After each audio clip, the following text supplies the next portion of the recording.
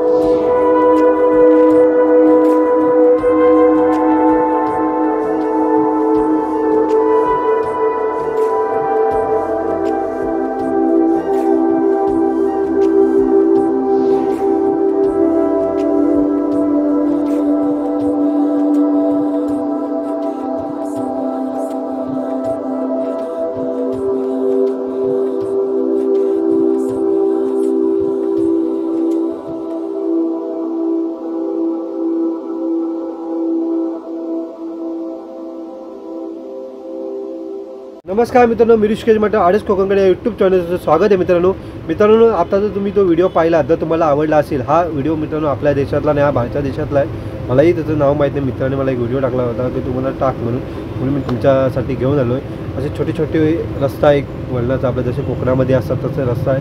तर तुम्हाला आवडला, तुम्ही बघितला असाल तर आपल्या चॅनलला सपोर्ट करा आणि असं नवीन व्हिडिओमध्ये तुमच्या भेटीला घेऊन येईपर्यंत बाय।